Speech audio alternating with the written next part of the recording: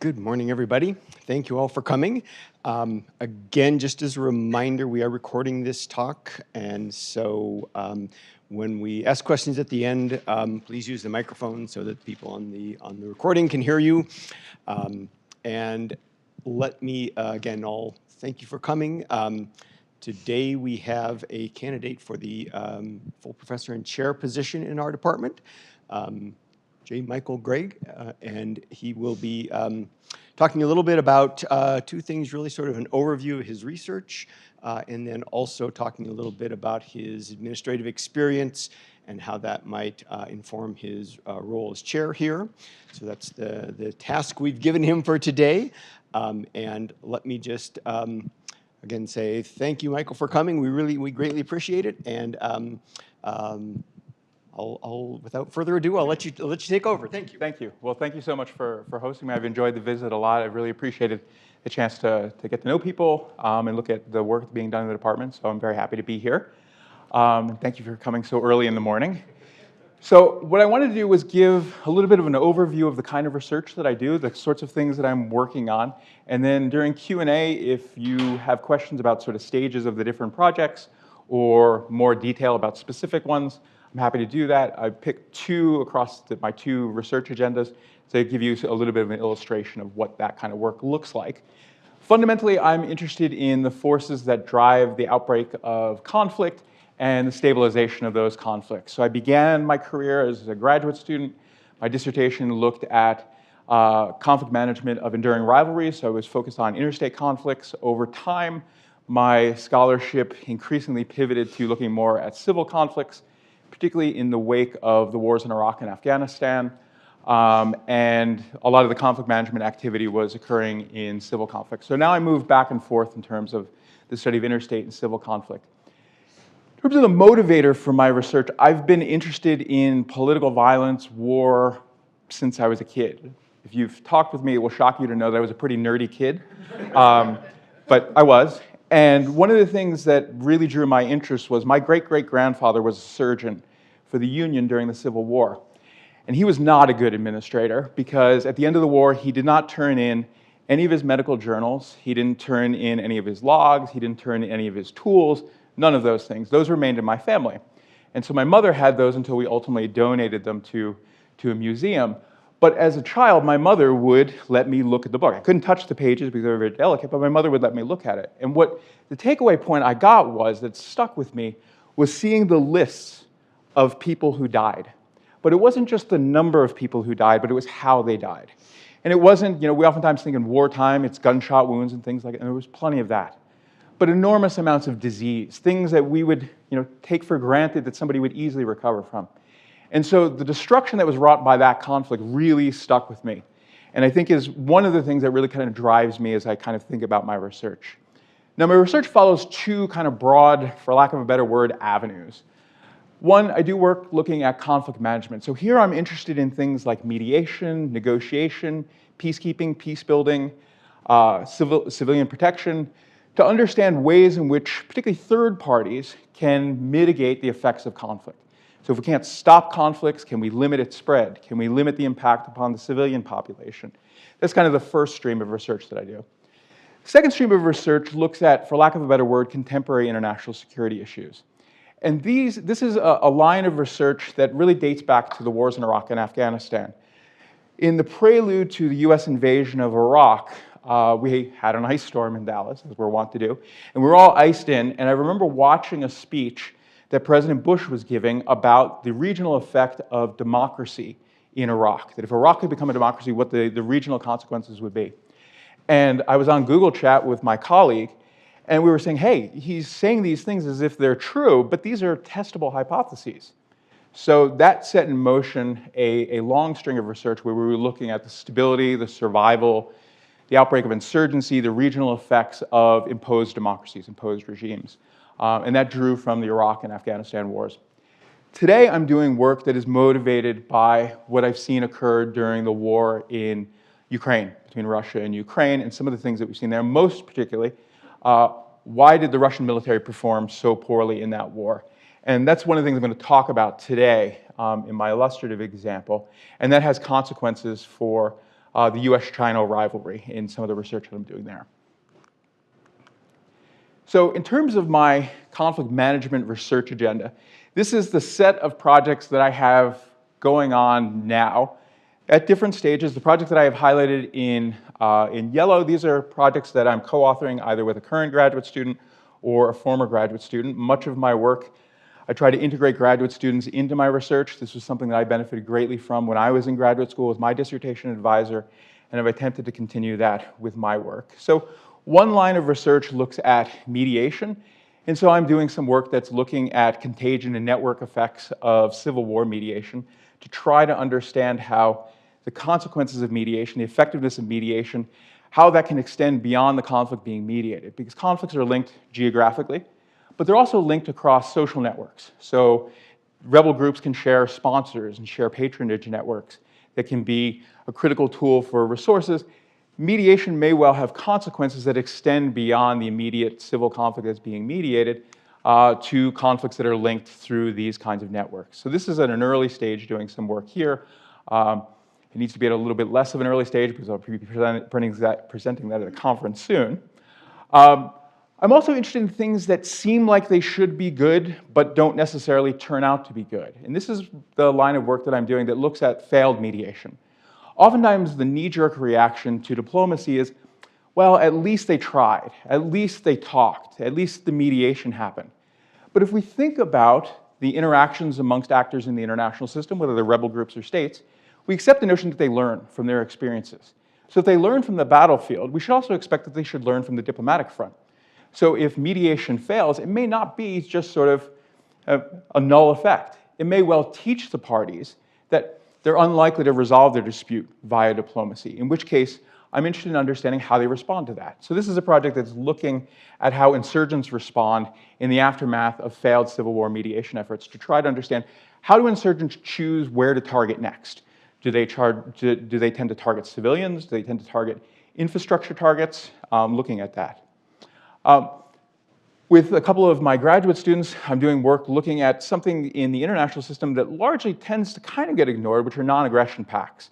That oftentimes are just seen as documents that are just kind of pieces of paper but don't have much of an effect. Here we're doing some work looking at them as signals for rivalries to third parties, about their amenability for mediation as they attempt to manage their rivalries and settle their rivalries, but new issues emerge, and we're exploring this. In my peacekeeping work, I'm looking at things like how countries create their militaries in the first place. So with a couple of graduate students, we're looking at the impact of conscription on the willingness of states to engage, to participate in UN peacekeeping missions. So if you're conscripting your civilians to join the military, if you have mandatory service, does that then condition how willing you are to send those soldiers to participate in what are essentially voluntary UN missions? And then, of course, participating in peacekeeping missions also provides experience, warfighting experience. What does that mean in terms of war outcomes? And this will be a project that I'll be presenting at ISA in a couple months. And lastly in this line, I'm doing some work looking at civilian protection. And here I'm interested in what determines how insurgents respond to natural disasters. And this is what I was going to talk in a little bit more detail about, because this comes about because of a puzzle. That when we look at sudden onset natural disasters, so think hurricanes, cyclones, earthquakes, things like that, we see rebel groups respond in different ways to these natural disasters. Some rebel groups respond, like the BLF in Pakistan, in the wake of a 7.7 magnitude earthquake in 2013. They responded by engaging in more violence. They attacked rescue teams, they conducted mortar attacks, rocket attacks, roadside bombs. They amped up their violence. Others respond in the exact opposite way. So in Syria in 2023, a similar-sized earthquake hits along the border with Turkey and Syria, and HTS responds by providing emergency response, by providing evacuation assistance. Now, they sought to push out Syrian government response activity, but they themselves were engaged in responses that were designed to respond to the emergency created by the natural disaster and its impact upon civilians. And then, more strangely, there are some groups that decide to do both. So in Mozambique, a tropical cyclone hits the Cabo Delgado province, and ISIS responds by halting their militant attacks, assisting in relief efforts, and then really, really quickly pivots to burning villages and attacking relief supplies. And so they're doing both of these things. And so this created this puzzle. Why are insurgent groups doing this, and can we understand what drives them? And the argument that we make in the paper is that governance activities, and when I'm talking governance beyond just providing security. As rebels take control over territory, that's a key part of what rebels attempt to do. We're looking at governance more broadly than that. So we're looking at, humanitarian assistance, are they providing food supplies, things like that. And so here there's a trade-off. So there's a long-term strategy that a rebel group could pursue, which is, look, if we assist civilians, this is a way to ingratiate ourselves with the civilian population. This can buy us legitimacy. This can improve our ability to extract resources from civilians, to effectively tax civilians, or get material resources from the civilian populace who may be more supportive to us. It's also an important tool for information access. If the civilians see us as here to help, and we have bolstered our legitimacy, they may well be more willing to give us information about what they see the government forces doing. One-sided violence, so the decision to instead respond to the natural disaster by targeting civilians, this is a short-term strategy in the way that we argue. And here the idea is, look, the government is already under significant stress, and so now let's make it even worse. That if we engage in more violence toward the civilian populace, if we target rescue groups and food supplies and those sorts of things, that really can put even more pressure on a government. So in both circumstances, rebel groups are trying to take advantage of the chaos and the scarcity and the pressures on government capacity, but they're doing so with very different timelines in terms of their responses. And so what we find in our analysis is that the characteristics of the rebel group and the government's response actually conditions how rebels make these choices. So what we see is that highly centralized rebel groups tend to be more likely to step in and provide civilian support. There are two things that are really important here. One, this is especially likely if the government declares an emergency. So when the government declares an emergency, we argue that this is a clear signal to the civilian populace about the depth of the emergency and the struggles that the government is encountering in responding to that emergency.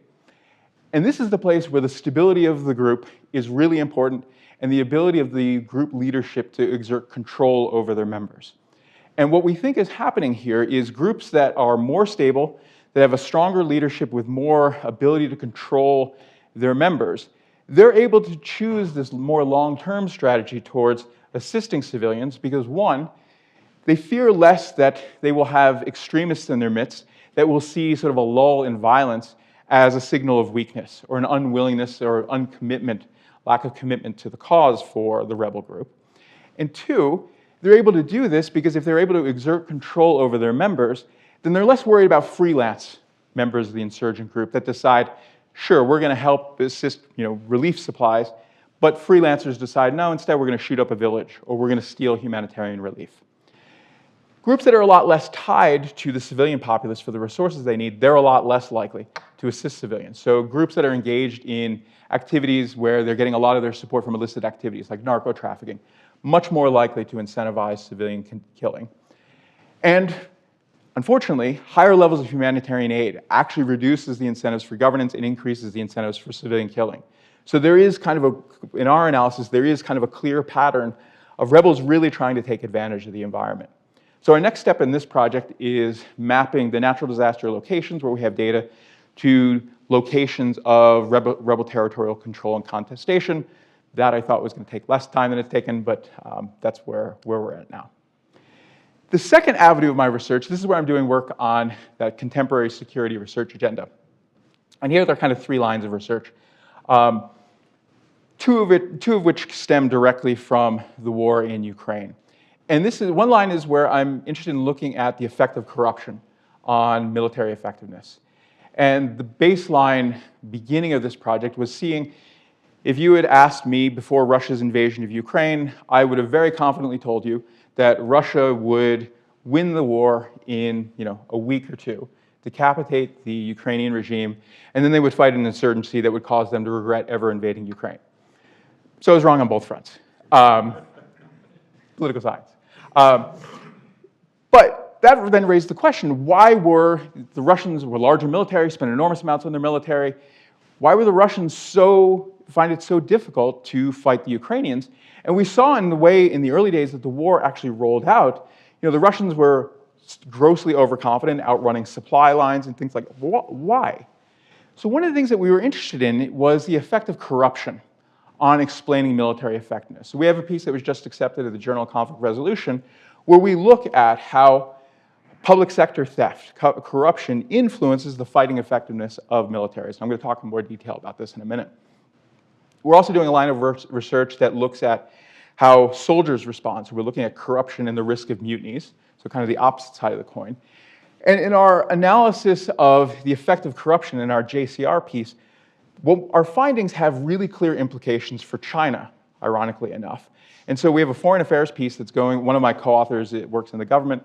So we have a foreign affairs piece, hopefully a foreign affairs piece that's going through the clearance process right now before we send it out. And we're doing a follow-on project right now that builds on how China is responding to corruption and what this might tell us about China's prospects in Taiwan. Another line of research with my colleague Andrew Enderlein, we're looking at non-belligerent support. So we're trying to understand how non-belligerent support, which has gotten a lot less attention in the empirical IR literature, how non-belligerent support influences the outcome of wars, what determines the willingness of a country like the United States or a country like France to lend economic support, military aid, non-lethal participation in the conflict, and then also how that influences the outcomes of the conflict. Because we know, again, in the war in Ukraine, Ukraine has been heavily dependent upon support from the United States, from NATO members, among many, many others. And then lastly, doing some work exploring social networks and looking at rivalry challenges, and trying to understand, if we think about the system of alliances that states put in place, as that not all states do this, but many states do this across history in order to deal with rivalries, then thinking about how their rivals choose to target those networks. So do you choose essentially allies of your rival who are essentially less well connected to the network of the alliance, or ones that are more deeply embedded? And we have an argument about the different sort of incentive structures that are present there. And you should be very, very grateful. I was very tempted to put this really obnoxious network figure up here, but I restrained myself at the last minute. Now, in terms of the work on government corruption and fighting effectiveness, the argument's pretty simple, which is, look, a highly corrupt government undermines its military effectiveness by diverting resources away from fighting. That, in turn, degrades troop morale when troops don't get paid, when troops don't have ammunition to fight, when troops don't have tents and the things that they need on the battlefield. All that undermines fighting effectiveness. It also creates problems for the leadership because, of course, if you are a corrupt government official on the military side, you're probably not going to want to be found out. So there are incentives to hide this behavior. So now the problem is that the leadership may well not know what its actual capacity is. So there's a long history, for example, of ghost soldiers in the Russian military, where there's soldiers that are on the books, but those soldiers are on the books as a means for the officers to take the pay, because many Russian soldiers are paid in cash, to take that pay and pocket it themselves. And those soldiers never exist. Same thing is done with training. There's some really spectacular examples of real grift that I'd be happy to talk about during Q&A. But what it means is the leadership can go to war with a military that isn't the military that they think they have if they're riven with systematic corruption that's degrading their capacity. So you can kind of think about this as kind of sand in the gears of military effectiveness. Now, one of the things that we argue is that there's a particular type of regime that is especially vulnerable to this effect. And these are personalist regimes. So regimes that are centered around kind of a cult of personality, so think Muammar Gaddafi's Libya, or most prominently today, North Korea. These are regimes that we know already engage in activities that undermine their military to promote their survival. These are regimes that have strong patronage networks that are highly susceptible to corruption. They have tendencies to counterbalance their security apparatus, so oftentimes you'll have some sort of military element within the apparatus that's opposed to the regular army as a means of kind of coup-proofing. We're going to argue that these regimes are the ones that are going to be especially ineffective at rooting out corruption when it occurs. They're going to be ones where corruption they're going to be very vulnerable to corruption, and those effects are going to be harder to detect. Whereas regimes that have a lot more civilian oversight, like democracies, are going to be more likely to mitigate the impact of corruption. It doesn't mean they can't be corrupt, but what we argue is that they're going to have a better capacity to detect that corruption and respond to the corruption. Even if you can't root out the corruption, you can pour more resources to essentially fill whatever gaps are present. And so what we find is that conflict initiators with widespread corruption are less likely to be victorious. Corrupt targets are also less likely to win, but the effect is weaker there. So the real key finding in what we've done is that if you start a war and you have this major corruption problem, it significantly decreases the likelihood of you winning. And this is especially true in personalist regimes and military regimes. And the effect that we anticipated, which are regimes with stronger civilian oversight, mitigates the impact of corruption. Now you might be saying, okay, well, how do you get from Ukraine to China here? So as we thought about the logic and as we saw the results, we saw some pretty clear implications for China and the PLA. You probably saw over the last week, there has been a recent very high-level arrest of a Chinese general who has been arrested for corruption, and I forget the exact term for the charges against him, but disloyalty to Xi, which is oftentimes a euphemism. And this is an extremely high-level arrest. This is somebody who is, by most accounts, somebody who is very, very close to Xi. This is somebody within the true Chinese elite. And so if our findings are correct, and since they're in JCR, I hope they are, but if our findings are right, then there are a couple of takeaway points here, which is one, okay, personalist regimes are really vulnerable to this effect. And if you start a war and are riven by corruption and are a personalist regime, you're even more vulnerable. And this speaks a lot to China, because under Xi, we've seen China increasingly shift towards a much, much more personalist regime, precisely the regime that's vulnerable. We've also seen China as being the kind of conflict that it's most likely to find itself in is a conflict that it's likely to initiate, particularly over Taiwan. So, there's a very good foreign affairs piece that makes the case that 2026 could be a real risk for a Chinese move against Taiwan.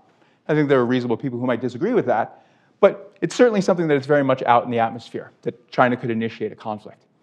So we've seen over the years China engage in recent anti-corruption efforts, and actually this is extended across the Xi regime. Early on in Xi's administration, it does look like the anti-corruption efforts were genuinely motivated by a desire to root out corruption.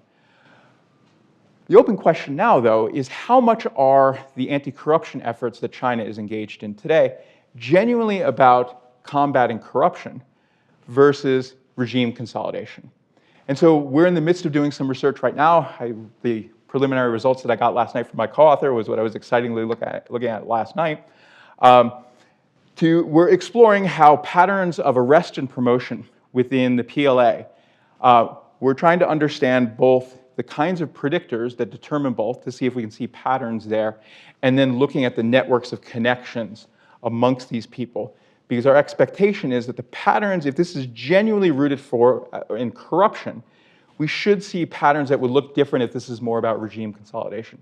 So there's some places within the Chinese military apparatus, like procurement, which would be a really friendly target for lots of corruption. So we would expect to see lots of activity there. If instead we see officers that are in the ideological core, maybe they can get engaged in corruption, but if we see a lot of activity there, that might be a red flag. So this is something we're in the midst of doing right now in terms of our research, but I'm happy to talk Q&A about what that looks like.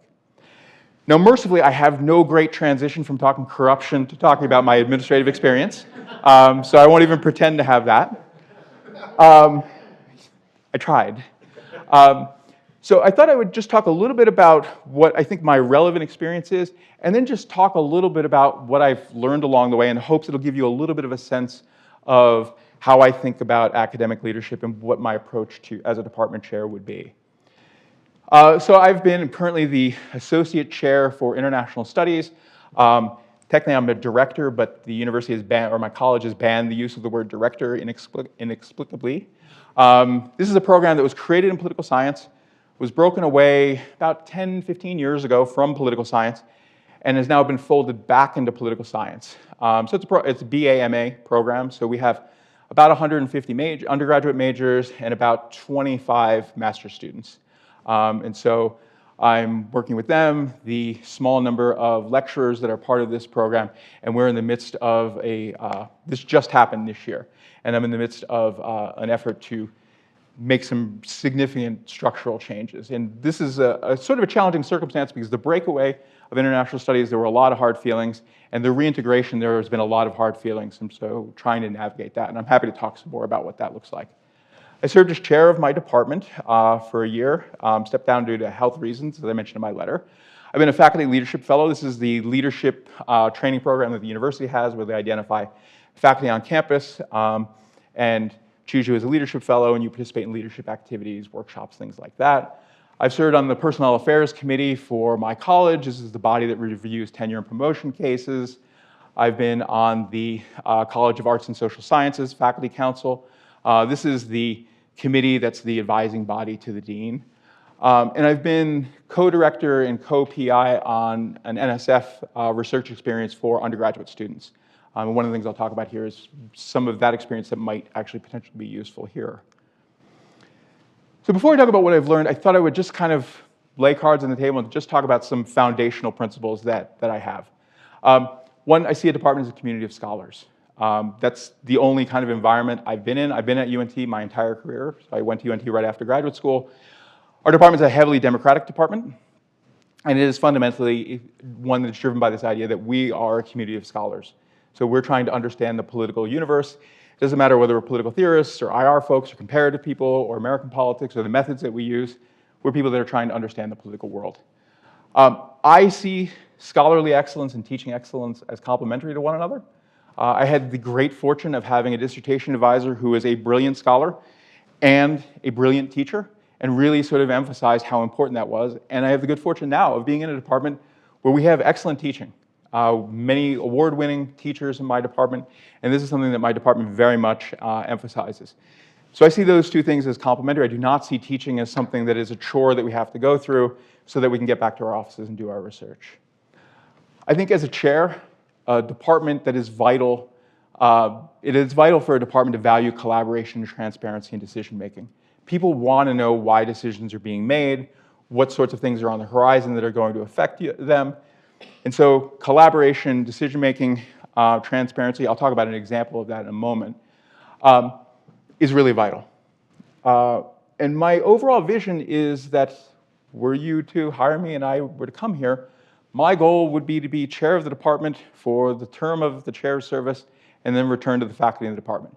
I have no aspirations to higher administrative office. So my goal would be, what I sense in talking to folks here, would be the same goal that everyone here has, which is to create an environment in a department that we all want to be in, that helps to keep people, and when it's time to recruit people, makes people want to come here, because this department has lots of things going for it. The department has to be proactive rather than reactive, particularly in the times that we live in. It's a very changeable environment. And so this puts the chair in a rather difficult position, which is, I think, part of the reason why people oftentimes get burned out as chairs, because you're, in a lot of ways, some combination of a mediator or a diplomat or a pivot point between the department and the college. That the chair has to be able to effectively communicate the needs and goals of the department, and by the same token, and communicate that to the dean, and by the same token, communicate the priorities and resources of the dean back to the department. Not every decision that is made from above is a bad decision or is driven by bad intent, but sometimes it can look that way because we're looking at things at the department level or at the individual level. That's the importance of transparency and really being kind of forthright about what things are being confronted. Fundamentally, the most important resource, and if you read any book on how to be a chair, they all use this terminology, which is trust is a chair's most important resource. And I think that's true. Because in the end, whomever you choose as chair, this is somebody that you are trusting to go to the dean and advocate on the behalf of the department, and then come back to you and say, well, we weren't able to get this line because there were these constraints on the dean, and you will be able to trust, because you won't be able to see that discussion between the chair and the dean, but you'll be able to trust that the person that you chose as chair was somebody that has the best interests of the department at heart, and has the goals of the department at heart, and that okay, they tried to advance the agenda, and maybe it didn't happen this time, but they made the case. And now they can come back to you and describe why it didn't work out. And maybe that helps to make the case in the future. Or there'll be some things that will invariably come up where your chair won't be able to talk about why it happens. There might be a faculty member, for example, that experiences a health problem and has to immediately go on leave, and somebody has to cover their class. And so that would be a place where you'll have to trust the chair when they talk about the need for somebody to cover this class. The chair is not going to be able to tell you that, well, this person has had this specific health issue, be barred from doing that. So trust is really important because transparency will be a key goal and something that would be really emphasized, because I come, again, from a heavily democratic department. I'm used to collaborative decision-making. But there will be places where any chair will have to provide only limited information, and then you have to be able to trust that they're doing the best that they can in trying to look out for the interests of the department and not themselves. So without my remaining time, I would just talk about a few lessons that I've learned that kind of color how I see administration. The first lesson was a place where I really screwed up. And this was when I first took over as chair. The annual evaluation process in my department had been a source of a great deal of anxiety and unhappiness in the department. And the core source of unhappiness was our annual evaluations are written by our executive committee, personnel affairs committee. And faculty get numerical scores and then they get a written narrative. And what would happen would be faculty would get these, and we have very clear criteria that we use. And faculty would get these written narratives that talked in very positive kind of cheerleading terms about what they're doing and how happy the department is with their work. And then they would look at their evaluation scores and they would be below average. And this made people kind of rightfully really unhappy. So that made people pretty embittered. And this was a really time-consuming process for the executive committee as well as for faculty in terms of putting their stuff together. So when I took over as chair, this seemed like an easy fix. First time, a few months in, I decided, okay, what we're going to do is we are going to give the faculty exactly what they've asked. They want narratives that are as clear as possible, that are very frank about where strengths and weaknesses are and why they got the score they got. Now, for those of you that are smiling, you already know what's going to happen, right? I should have known what would happen. I did not. My fix was to do exactly that, and as you might imagine, that caused a great deal of unhappiness. And what it told me was that I was convinced that I knew what the problem was because everybody said, we hate the narratives aren't fair. But the problem was me because I didn't really delve into and really ask what the problem was. The narratives were just sort of the signal of the problem. The broader problem was our evaluation process itself.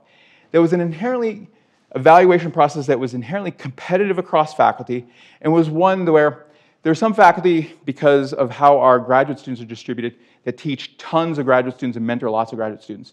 And some faculty that have no opportunity to work with graduate students because there just aren't a lot of graduate students in their field. The faculty that do a lot of graduate work think that they should get rewarded for it because that's time that you can't spend on research and other things. The faculty that don't work with a lot of graduate students feel like it's not fair because they want to work with graduate students, they're just not there for them. So how do you balance that? That was the genuine source of much of our problem. So ultimately, a few years later, I was chair of the committee, and we sought to address this problem. We created an open reform process, emphasized everyone was a stakeholder, and recognized that essentially what we were going to try to do was recognize that there are multiple pathways to excellence in teaching, service, and research. And of course, this was a fairly long process, but we had town hall meetings, we circulated draft documents, got feedback, made sure that the meetings with the assistant professors were separate from the associate professors, from the full professors, did it across subfields. It was time consuming. But in the end process was, we now had an evaluation process that people were much, much more content with. If I had been smart enough when I was chair to recognize what the real problem was, I wouldn't have tried to rush the solution quickly. But I did, and that created more problems than it solved. So I've learned, don't do that. The other lesson that I've learned is that mentorship is really critical to a department's future.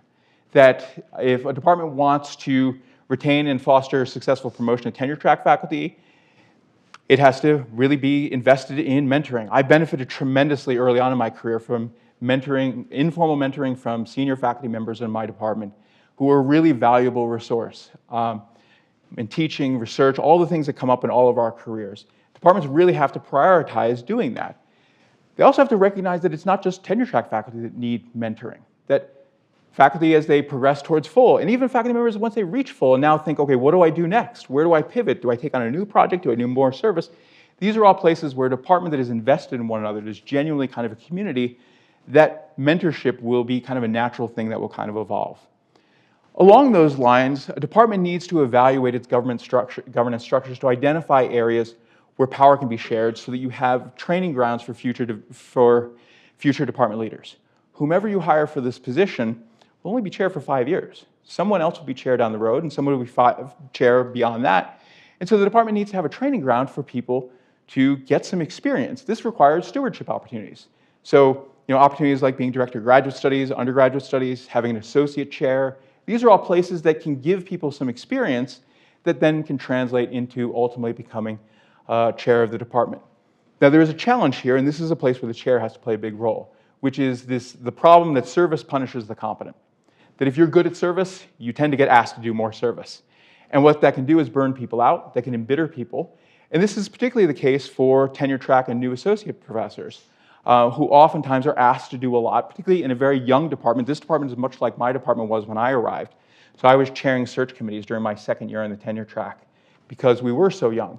And that service burden is really, really kind of grinding.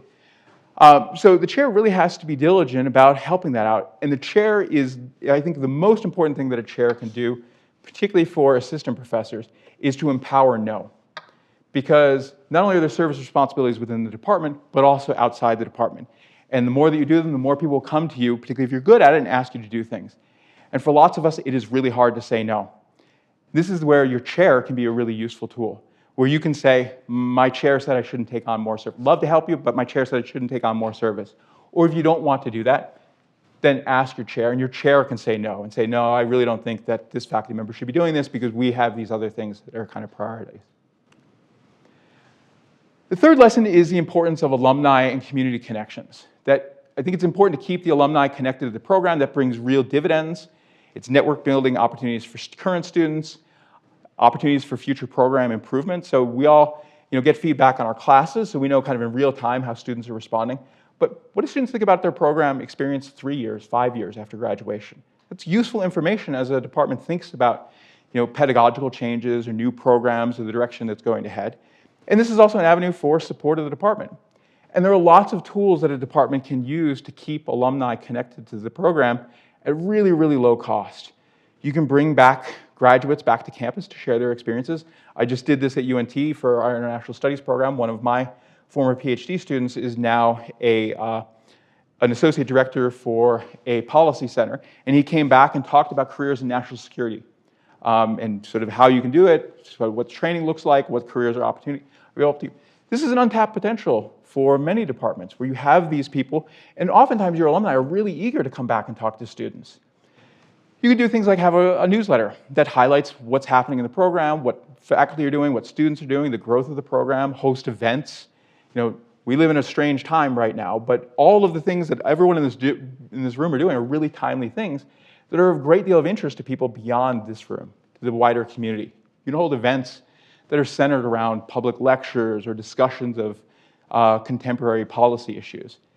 Things like advisory boards, where you appoint alumni to those to keep them engaged. Or even really simple things. If you have an annual award ceremony for undergraduate awards, you can name awards after alumni that are connected to the program. You can invite those alumni to come to the reception and hand the award to the student. It's costless, but it's something that actually, again, really ties somebody and keeps them connected to a program. I promise, last slide. The fourth lesson I've learned is, and again, I've been a faculty member long enough to know the visceral reaction I tend to have to the word strategic plan, which is we tend to roll our eyes and say, okay, this is the new one, and it sounds kind of like the last one. But I have learned that it is important for the department to think about how the strategic plan can create opportunities for the department to advance itself. So looking at Utah's strategic plan, to me, there's some really prominent places where this department can really advocate very well for itself using the strategic plan. So Strategy 2030 says that Utah aspires to an 80% graduation rate. There is no one at the dean's level and above that has the ability to tangibly shape graduation rate in a way that is as powerful as an individual department can. Departments can own the retention graduation rate. They can determine how they're going to schedule and sequence courses and use data to identify what's working and not. Thinking about how courses will be delivered. Think about degree requirements. You don't want to water down a degree, but you can think about what degree requirements are working most effectively. This is a place where this department has the enormous amount of political capital because political science programs across the country have seen a collapse in political science majors. This department has moved in the exact opposite direction. Your growth enrollment is growing substantially. So conveying to the dean that not only is this a department that is growing, but this is a department that is defying the laws of gravity in political science, is a way to use the strategic plan to advocate for the department. The same thing is true in terms of the university wants societal impact, and each of the administrators I've spoken with, I've asked what that's meant, and gotten a little bit different answers, but this department is uniquely positioned to be able to talk about societal impact. The myriad of things that people are studying that connect to policy issues are really, really easy to translate into societal impact and demonstrate it has a societal impact. To broaden that, this department could do things like create short courses, could be short certificates that attract people from the business community to not a degree program, but if you have people engaged in international business, and increasingly Salt Lake City is an international hub, so using the expertise there or the policy expertise to engage people in the community. Again, the benefit is it connects the alumni and the community to the department. Research innovation is an emphasis for the college. Encourage and highlight collaborative research. This is already happening in the department, looking at the work that people are doing. Lots of prominent examples of people collaborating with one another. Look for ways to grow graduate enrollment. This is a place where the REU that I did at UNT, our goal was to enhance our graduate enrollment with the idea that we can bring students to UNT, fund them during a summer, expose them to social science research, that they'd be more likely to think about our department for their graduate education.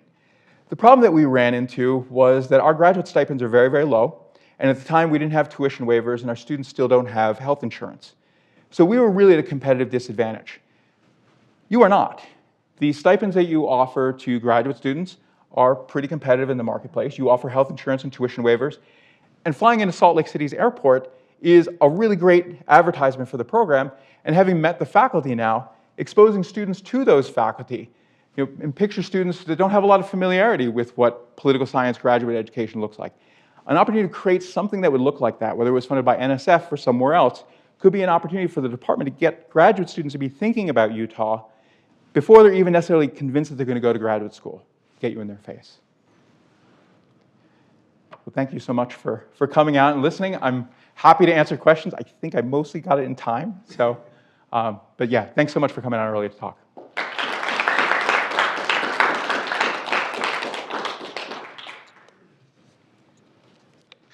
Thank you. Also, questions for Michael?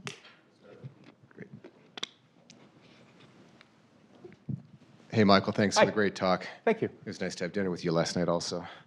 I'm wondering two things. The first question is, and we talked a little bit about this, I'm wondering about those things at the very low end of disputes that don't escalate and why they don't. And they tend to be understudied, and we spent $1 million looking at them and Yeah. finding them. They're hard to find, too, because they are in places that they're not reported often.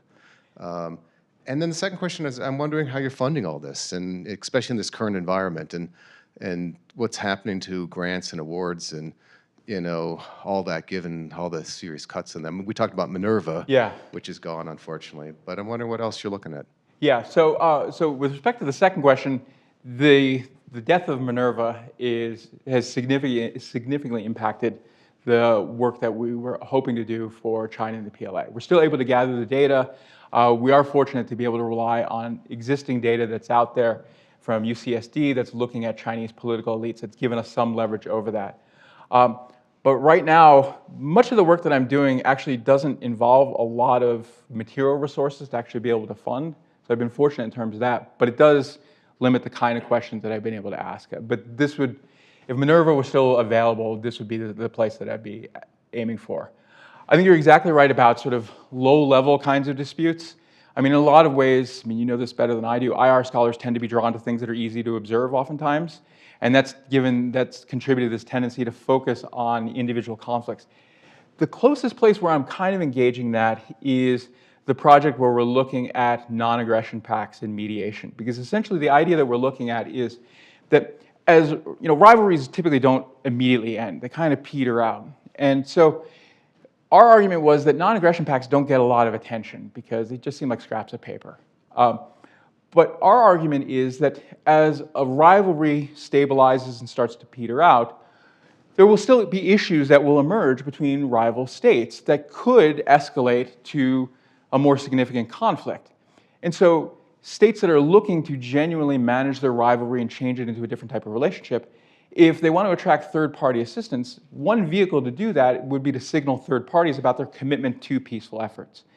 And so the look at non-aggression pacts is essentially kind of a roundabout way of saying, okay, we recognize that there are these low-level issues that will occur between rivals, or I don't have a term for soon-to-be no longer rivals, but for these states that are trying to manage and dial down their rivalry without actually having to look at those. But I agree with you. It's certainly an under-examined area in IR research, particularly in the quant literature. Because you know how quant folks tend to be. We can measure it. That's what we're oftentimes going to look at. Hi, thank you very much for the talk. You mentioned that your department is overwhelmingly Democratic. Yes. I would suspect that there are quite a few departments like that on different campuses. I've had students who, in my conversation with them, they've said they're Republicans. They're part of the college Republican groups. So how do you think this will play out, where there's more push by state legislatures to enhance viewpoint diversity in hiring and teaching and what have you, on the one hand, and trying to provide like education that seems to be not overly partisan. Right. So how do you think that can be sort of reconciled? Yeah, I think this is the critical challenge in teaching today, and I think in a lot of ways in Texas, we're kind of right in the front lines of that right now. It's, I think, one, maybe the way in which I teach my classes sort of illustrates how I think about this. So my goal when I'm teaching, I teach everything from a 500-student intro American government class to smaller undergraduate classes on conflict management type stuff to graduate seminars. In the undergraduate classes in particular, my aim is at the end of the semester, the students don't know what my ideology is. Now, the way to do that is that essentially my classes are theory first. So I'm teaching a class in contemporary international security this semester, where we're going to cover some pretty contentious topics. We're going to cover the war in Ukraine. We're going to cover things that do exist along the partisan spectrum. But we spend about the first third of the semester engaging theory to try to understand security, to try to understand geopolitics, with then the idea that we're going to apply these theoretical terms to then understand these conflicts. So reasonable people can disagree across partisan lines, but what we're going to try to do is try to use the tools, the theoretical tools, to try to understand the political world. So that's a long way of saying that I think for a department, what a department has to emphasize is that's what we're trying to do. We're trying to understand the political world and equip our students with tools to understand the political world. We're not here to indoctrinate students. We're not here to convince them of a particular political party. It may well be that as they learn to think about, okay, here's what power means in the international system, or here's how lobbying affects the behavior of legislators. As they learn about that, that may well color how they understand the world. But that's not indoctrination. That's equipping people with the ability to understand the world, which if we aren't doing, why are we here? We're political scientists. This is what we're supposed to be doing. I would say that in the places where there's pushback against that, that's where it's vital for the chair to be able to stand up and say, this is the right thing to do. What we are doing is not indoctrination. This is what we are doing, and draw a line. As I've mentioned to a few people as I've been talking over the last couple of days, I had that experience in the fall, where I teach a lot of volunteer classes for our OSHA Lifelong Learning Institute, which is like a retiree program. And so I teach enough of them that on conflict and security that events would transpire and occur long after I proposed the class 3-4 months in advance, and I wouldn't be able to cover it. So the director came to me and said, why don't we just have like a general course heading for you, and then you just talk about whatever's timely you think is useful. And so as I was putting together my talk for the fall, I could not come up with a topic where I didn't immediately have to engage the rise of authoritarianism in the United States. There was no topic, I couldn't talk about the war in Ukraine, I couldn't talk about any challenges in NATO, I couldn't talk about any of those. And so I decided that was what I needed to talk about. And so that was what I was going to talk about, and then Charlie Kirk was assassinated. And my talk was scheduled for the week after he was assassinated, and the talk occurs at this retirement community called Robeson Ranch, which is in the most conservative part of Denton County, and has somewhere in the order of about 150 to 200 students in each class. So this was not going to be the most friendly environment to what I was going to talk about. And I did, for the first time in my career, think, okay, should I teach this class? And in the end, I decided that, yes, I have to teach this class, because, again, what is the point of doing this job if I can't speak what I think is the truth using the tools that I've been equipped to understand the political world with? I did talk to the director of the program, because I have tenure, he does not. So to make sure that if I give this talk, it's not going to put his job at risk. He was more than happy to put his job at risk for this. But that would be how I think about things, that a department has to give in places where we recognize it's reasonable to compromise, but there are some lines in the sand that a department has to draw, and that would be the place. Because I trust this department is not a department of indoctrination. I mean, seeing the classes that you teach and the things that you study, you are here to equip students to understand the world. That's what I would say. This was great. Thank you so much. One of the things that I'm getting the sense of from you is you're very active in the discipline beyond just your department, which is awesome. And I think that's the kind of thing we need here pretty clearly as well, as somebody like you who can engage broadly. But specifically thinking in terms of our graduate program, I was just curious how you think as we continue to grow and improve, especially in the graduate program, like how do you see like our program fitting in to the broader kind of discipline? Yeah. Getting some degree of competitiveness. Like what is your kind of take on what that looks like? Yeah, so I think in some ways, some of the things that this program is dealing with is similar to the ones that mine is dealing with, but I think you're operating from a better starting line. So first, I think that like most departments, I think this department and its graduate program is going to have to increasingly think about many of our students are not going to have the careers that we have, that those tenure track jobs are going away. And I've kind of hit a little bit of a moral crisis in my career because I work with a lot of graduate students, and our graduate students get paid about $16,000 a year and don't have health insurance, and only recently got tuition waivers. And there comes a point where you feel like you're committing a moral wrong by convincing them to do work in this area with the prospect of a tenure track job that might not be there. Now, fortunately, your students aren't in that position, but they do confront the challenging job market. One, I think departments have to recognize that and start to rethink their program and their training with an eye toward, okay, the skills that our students are getting, because that's what graduate education is, it's a set of skills, does that equip them for satisfying alt-ac jobs? I had no experience in the alt-ac market. Between my master's and PhD, I was a statistical analyst for a market research firm. So if you've ever gotten the annoying surveys in the mail that ask you if you like your hotel room, I was the guy doing the data analysis of it. So if you want to know what makes people happy about their hamburgers, I can tell you all about it. But other than that, I didn't have any experience in alt-ac. I had a PhD student who decided pretty early on he did not want an academic job. He wanted a job as a data scientist for a data firm. And so I had to give myself a crash course in how do you do that. And we were able to design a dissertation project for him with the idea that we're not trying to impress a search committee for a tenure track job. We're trying to impress a hiring committee or a hiring person at a data place.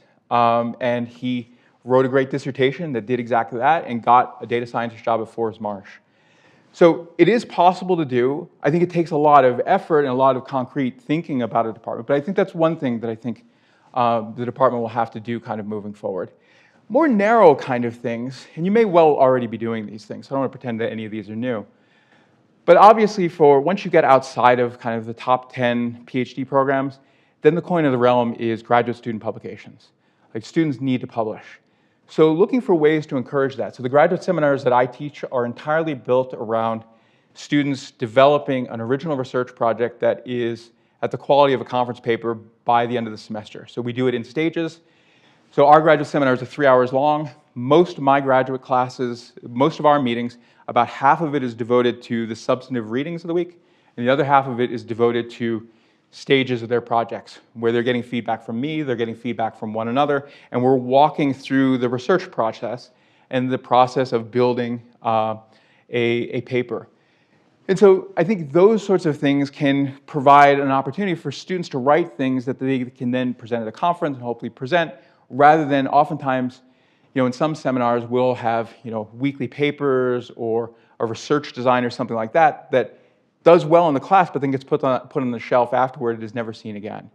I think the more that a department can encourage that sort of thing, and then also encouraging faculty to collaborate with graduate students. So my department incentivizes it by counting publications with graduate students as solo publications, which is a good deal, but anybody who's worked with graduate students knows that it's not a free ride. It's a lot of work to work with a graduate student if you do it right. If you're trying to involve them in the research process and make them kind of an equal player in the process, sometimes it can be more work than doing it by yourself, but the payoff for those graduate students is enormous. The first publication that I had was a co-authored paper with my dissertation advisor while I was in graduate school. And that set in motion, I think, the trajectory for my career afterward. So So it's a very long-winded answer to that. Yeah. Hi, Phil. Thank you so much for, Matt, what did I hear out there, Phil? Shut up. There you are. Oh my gosh, there's a button. Thank you so much for your talk. I really appreciated kind of your vision, both for the research and then from the administrative side of things. I have a twofold question that are unrelated to each other, so feel free to choose one or Sure. the other, or neither. I agree. I think like the trust element is so important in this role, and I'd love to hear, starting in July and August and all of this other things, like what are your thoughts on how you develop that trust with members of the community here as faculty and graduate students and staff, as well as kind of within the broader college? So that's one. And then unrelated is just wonder, like, what are the things that we at the University of Utah can provide for you to have a successful transition from a place that you had been for years and decades to a new environment? And what is it that you're looking for from the department, the college, and university to make that a successful transition? Okay, yeah, so great questions. So I think on the first front, the very first thing that I would do, and hopefully this wouldn't tax faculty too much, but I would want to arrange, could be with individuals, but probably with more small groups to make it more feasible, to go to lunch with faculty in order to get their sense of what's working, what's not working, what they're concerned about. This is what I did when I began my chair term. Whomever you hire, whether it's me or someone else, you've had about 72 hours with that person at best. So maybe you have a feel of what they're like and what their personality is like, and hopefully you have a sense of how they approach a chair. But for the most part, you don't know them well. And so getting to know that person and how they kind of think about things, but more importantly, the chair having an opportunity to get to know you and know the things that you're worried about. And there may well be things that people are concerned about or that they don't see functioning very well that you don't really feel like you're going to want to talk to a candidate during the candidate visit. But once that person's here, maybe you're a lot more willing to talk about. So doing that with faculty, I would certainly want to meet with the graduate students, so hold a broad meeting with the graduate students. I would want to sit down with Carrie separately and then talk with the staff at large to get a sense of how well that's working. I know there's a lot of trepidation about the restructuring of the administrative staff. I was reassured because one of the things I asked them when I met with them yesterday was there's a tendency in a lot of departments, and mine, no more so than mine, to really value staff as soon as a staff member is leaving because you know what it means. And that's a really bad thing because people don't feel valued and people don't feel kind of empowered. And so one of the things I was really kind of gratified to hear in talking with the staff is that they did feel like they were appreciated and that their work was respected by faculty members in the department. Because we all have experienced or at least know of people who are that faculty member that think that the staff is there just to serve them and so you can dump a pile of things on. I had a colleague who 3 hours before the semester started for some reason emailed the whole department, but they were trying to email the staff that they needed 300 copies of their syllabus. And if you're doing that, that is not a good way to make staff very, very happy. So that's a long-winded way of saying that my aim would be to sit down and talk to folks as the beginning. In terms of what would help me or whomever is the new chair, the most important thing is actually the thing that you are already doing. The efforts that you are doing to codify your existing procedures, particularly your evaluation process, your tenure and promotion, is the single most important thing.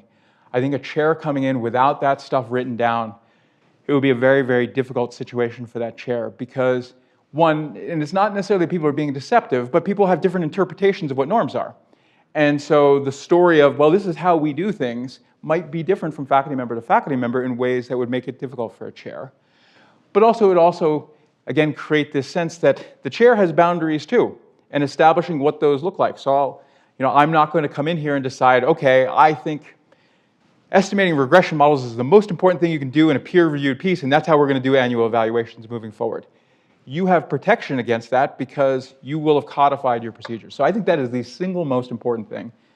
I guess the other thing that I would say that will be important is whomever you hire, you'll need to extend a little bit of grace to that person for a little while, because it will be a little bit like being thrown in the deep end, even for somebody who has a great deal of chair experience. You'll be in a new place, you'll be dealing with new faculty, you'll be dealing with new pressures from the administration, and there's so much flux above the department level that it'll take a little bit of time to kind of get your sea legs. But I think seeing how deliberative your research process has been, I think this is where you can thank Matt, you're going to choose somebody that will do well, but it may take a little bit of time for them to really be able to be kind of at peak performance. Thank you. Other questions? I feel like I filibustered with long answers, so I'm sorry. Anyone else? Can't believe you don't have other questions. I'm shocked by this. I'm mildly disappointed that nobody wanted to see my network slide. The number of slides that I have beyond here is appalling. So, yes. But yeah, so I do have like a slide with the classes that I teach and that sort of stuff, and more details on the research project. I'm happy to talk about those.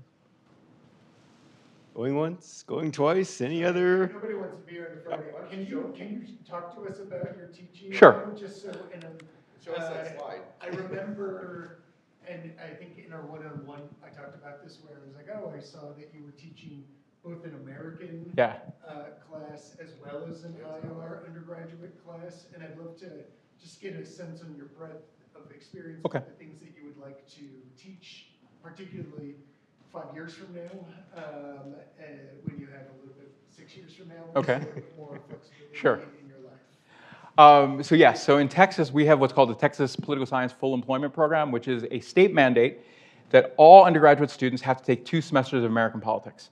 So what that means functionally is that every member of the department has to teach American politics, regardless of whether you're IR, comparative, or theory, or American. Early on in my career, I hated that. The idea that, why do I have to teach American government? The weird thing that's happened over time, and I don't know if it's a consequence of the political environment, but I've grown to love teaching the 500-student Intro American Government class. One, because it's very much kind of a performance, and it's a challenge because I have, in a 500-student class, I have about 499 students who really don't want to be there and have no interest in politics. And so now I have a challenge to convince them, one, that politics matters to them, and two, that they can engage the political system, and it engages them whether they choose not to. And it's a class that I've really grown to kind of enjoy teaching because of the challenge it has. Most of my teaching, though, at the undergraduate level centers around some dimension of conflict management. So I teach class on negotiation diplomacy, international conflict. I'm teaching class on contemporary international security now, intro IR, peacekeeping. At the graduate level, we've had my colleague Paul Hensel, when he arrived, began teaching the international conflict, but I've taught that class before. I teach a graduate seminar in conflict management. And I've also taught our IR theory, what we call the pro seminar in international relations. Also, because of the pivot that I made, I'm prepared to teach a class on civil wars and insurgency. I do a lot of work in that area. We just have among the best people in the country doing work in that area in our department right now. He's unfortunately leaving, so whether I come here or stay there, civil wars are my future in terms of teaching, and that would be something I'd be really excited to teach because it would be something new. And I do a lot of work using hazard analysis. If somebody utters the word hazard analysis in my department, they somehow get directed to my office.